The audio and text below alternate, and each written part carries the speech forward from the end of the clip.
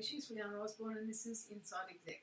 Today we're going to talk about induction at work and orientation, and not just about when you are new to an organisation, but when you are, or I should say not when you are new to the workforce, but when you are starting out in an organisation or moving sections in an organisation, and what we can do to be responsible for our own induction, not always expect that an organisation will provide for us. I recently did a big clean out of my work area and discovered that I knew I had it. I have a folder now, I've got a Blue Arch folder of phone numbers. And it was my practice every time I started somewhere new, was the first thing I would get would be the internal phone book. And so I have internal phone books for all sorts of organisations that go back to the late 1970s.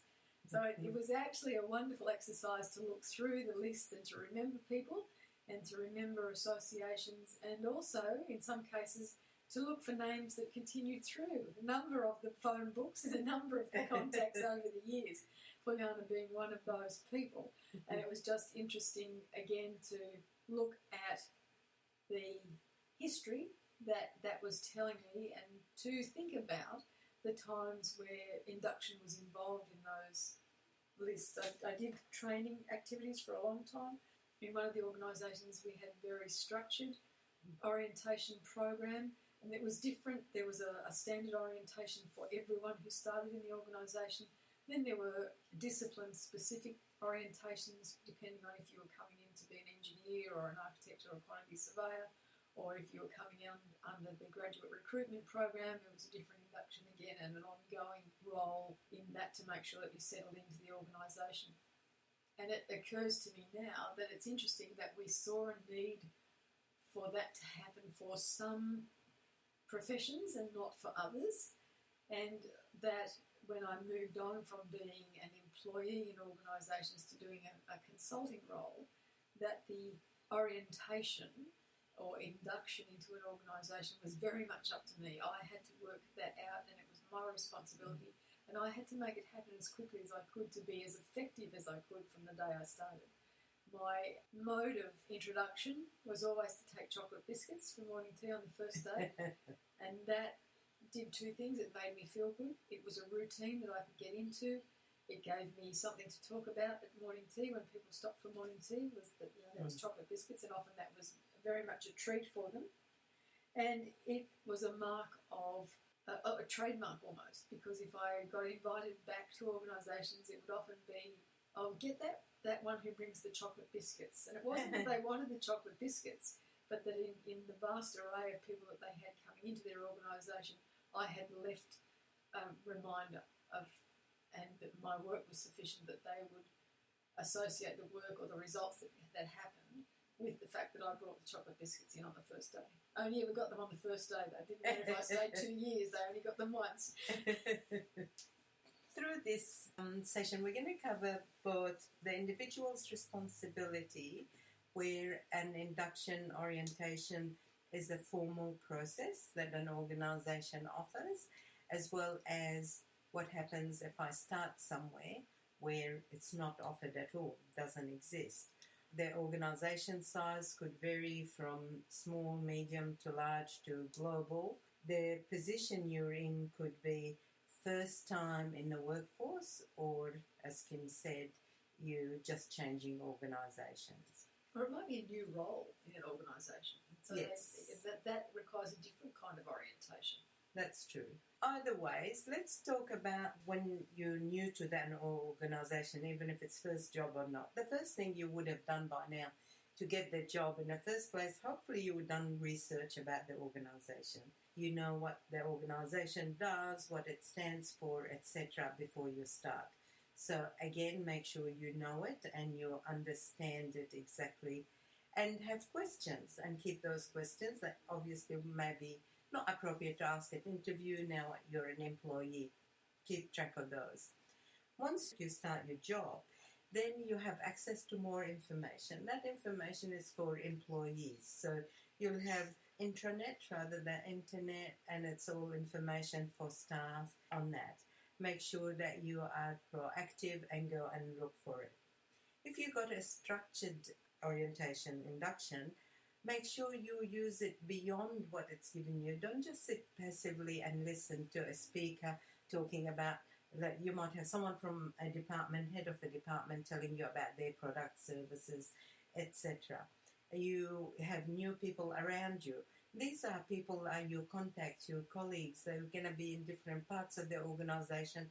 So you immediately got an opportunity to just know someone, get to know them, make sure you get to know them in the breaks, etc., and network with them so you can help each other out. So you already got some people.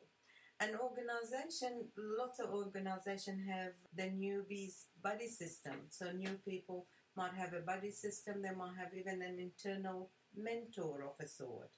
Again, it's up to you to lead that and make it happen. What happens if you are in an organization that got none of the above? Well, think about that before you even turn up for work. Try and design something yourself. What should you know about the organization?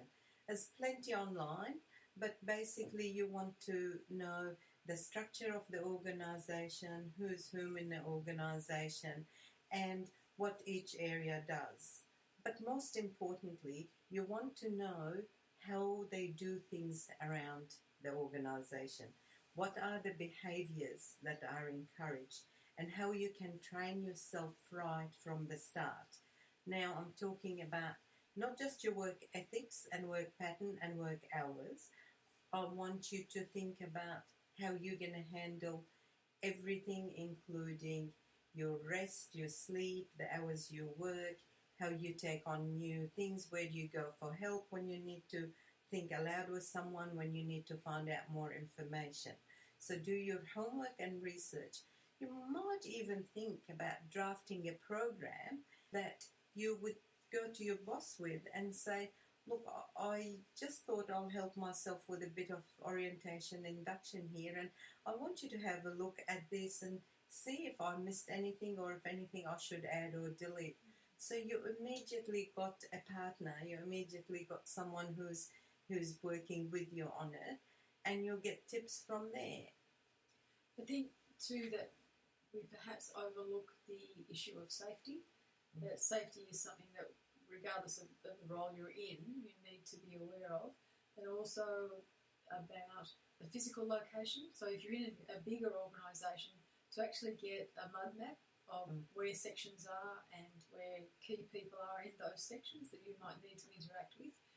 The earliest memory I have of working in Australia Square here in Sydney, which is a round building, for those of you who don't live in Sydney, was that we were located, my job was on the 10th floor, but the organisation had from the 9th floor to the 20th floor. And the 20th floor was a cafeteria, a staff cafeteria in those days. I had no idea. I knew that I had to go to the 10th floor. I knew that something mysterious called registry was on the 9th floor. Didn't know what they did. I certainly found out later because I ended up actually running the section for some time. But that there were sections on that 9th floor that interacted with other sections that were on the 20th floor, apart from the cafeteria. And it was probably a good 12 months before I knew that the cafeteria was open to everyone, and you could just go up there and have a subsidised lunch if you wanted to. That there was no 13th floor, because that was just the way the building was built, and that the sections that were on the individual floors, it's really, really confusing in a round building because you've got no point of reference. So you can often walk around and around, or through them. You could walk through the middle of the building to get from one side to the other, obviously. But unless you looked out the windows and had the opportunity to look out the windows, depending on the office structure, you wouldn't actually know where you were. And so you had to, it was so much easier once I drew myself a map to know where people were from the time I got out of the lift, where I had to go, which direction I had to go out of the lift to actually get on the shortest possible route to the people that I wanted to see without having to walk around twice and people to say, where are you going? and then also to know areas that are not accessible to you, because you might walk halfway around and then get to this blank wall that says you can't go any further. Yeah. On the 10th floor was at the time where we moved from having a typing pool to having word processing, and the word processing training. I had a specific room built that blocked off the floor so that you couldn't walk around it anymore.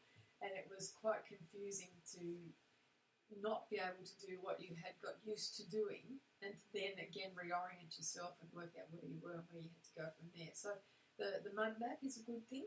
The safety aspect of knowing, just the evacuation procedures, simple, straightforward stuff that you should know regardless of where you are, whether it's work or any other sort of activity. If you go into a hotel, what's the thing that's on the back of the door? It's the evacuation plan. Yeah. And so what you're doing there is orienting yourself for that location that you're in now.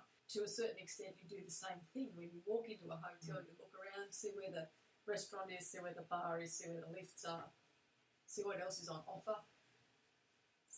No different to walking into a new organisation, a new part of an organisation that you're already with, a new job, whatever it is, that you look around, you observe, and you take in or you seek the information that's going to help you perform at your best level. Extend that, what Kim just said, to other offices or site offices or branches, whatever it is.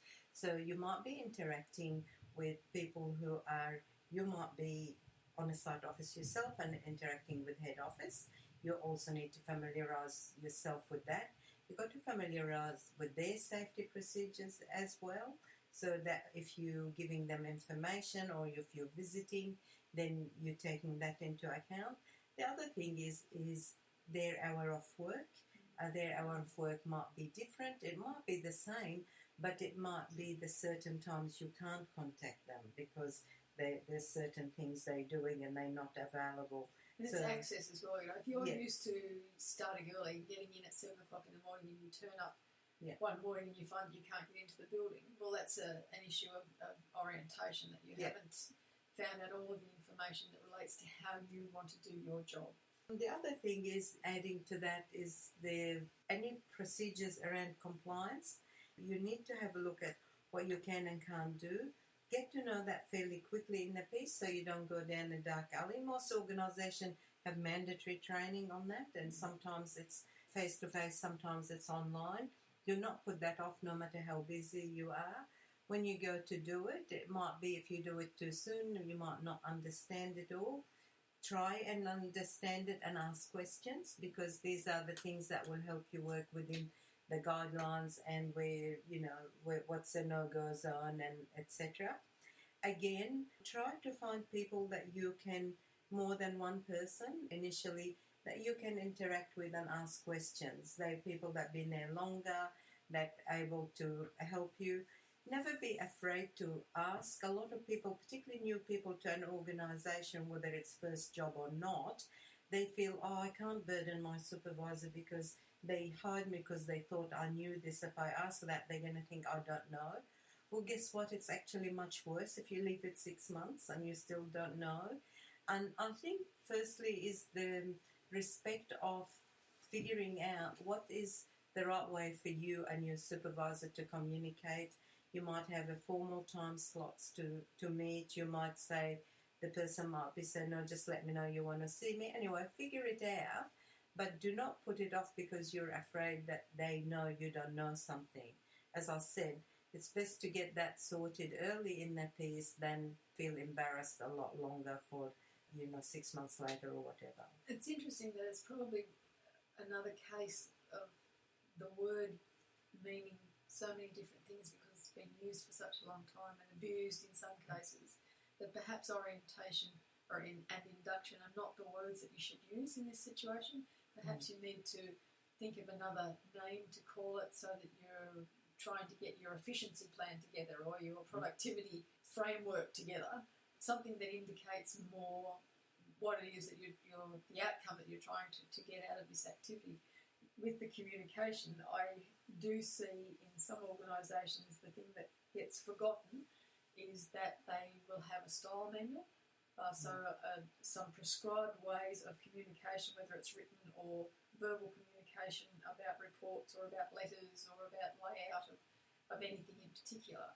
And there is a style manual, and those that have been there for a long time know that it's there and know, well, this is just the way that we do things, or the templates are on the machines that they use, and they don't think about it twice, and they forget that for someone new who hasn't worked in the organisation before, or in this section before, that they need to know or be aware of where that documentation is, or what that procedure is, or what the templates look like, where you find them in the system.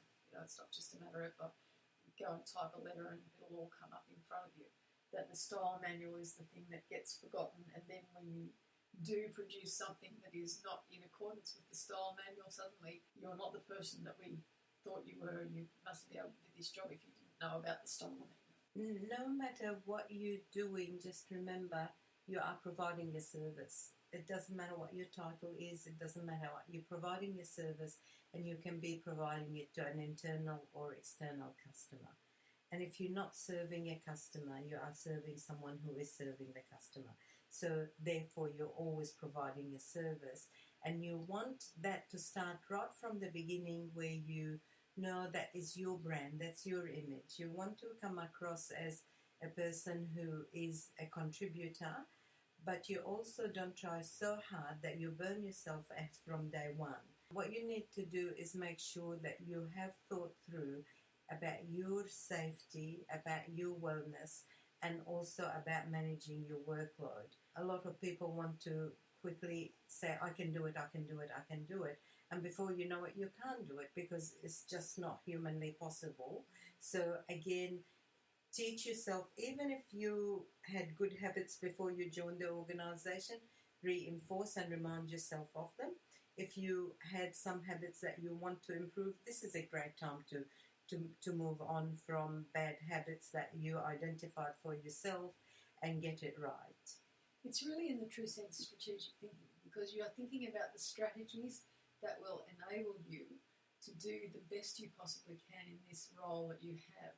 So we also have done previously a podcast on strategic thinking, so I encourage you to go and listen to that. But I think in this situation, we really are talking about being strategic about how you start in an organisation or starting a new job and taking on that responsibility for yourself. The other thing is for you to think about, when I start working here, nobody is going to train me. Let's say this is your very, very first job. And a lot of people sadly think it's my first job, so they know that, so they will train me. I wish it was like that, but in some cases an organisation might be resource poor, it might be budget poor, etc. And they expect you to do work which is like somebody who's been working for 3 years. And I certainly came across some people who had that experience. And to me, I think it is, again, self-education and getting clarification. So do your thinking, do your homework, and then check with your supervisor. Don't just stay back, supervisor, colleague, whoever you've been allocated the project or the task with, because at the end of the day, yes, they're expecting that, but you will not produce it by pretending or by hiding. Research, try your best, clarify, get confirmation, and then try again. From an employer point of view, it is much, much more sensible to invest and help people succeed than keep rehiring. And I will leave you with the thoughts of the Lego CEO, who said that you have no one to blame but yourself if you don't seek help or you don't give help in a work situation. With that, we will end this particular podcast. Thanks for being with us. I'm Kim Bailey, Shoes for the Osborne, and this is Inside Exec.